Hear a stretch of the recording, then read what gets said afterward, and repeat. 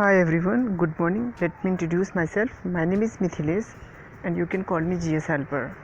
I'm here to talk about Kerala, and it celebrates the reminiscence of the prosperous times of Mahabali. And for the last several centuries, Onam has been a grand national harvest festival in which all sections of the people participate. And there are some important events in the Onam festival. They are the Pookalam, Pulikali, Uriyadi, etc. In this, Pookalam means flower rangoli, then Uriyadi means breaking the pot. Now, among these, the most important folk art is the Pulikali. It stands for tiger dance, and note that this folk art is very common in the Thrissur district of Kerala. As you know, Thrissur is the cultural capital of Kerala. So let us see about Pulikali now. As we already saw, Pulikali stands for tiger dance. Actually, literally, Puli means leopard and Kali means play.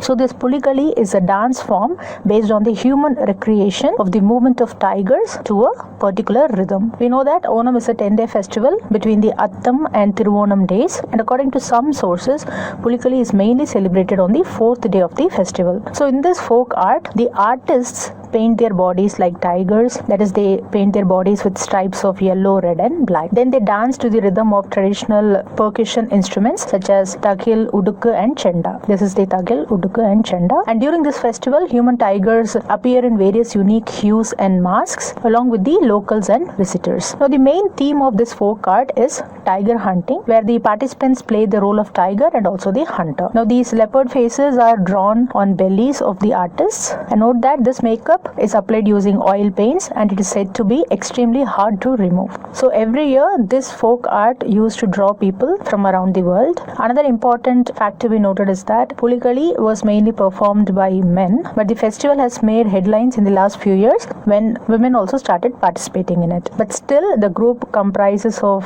male leopards predominantly, and there are only few female and child leopards. And as we already said, Pulikali is a masked festival, therefore there is no significance for facial expressions in this folk art. So these are some of the few important facts that you need to know about this folk art of Pulikali. If you like the video, don't forget to like, share and do subscribe A to Z class for more information regarding GS.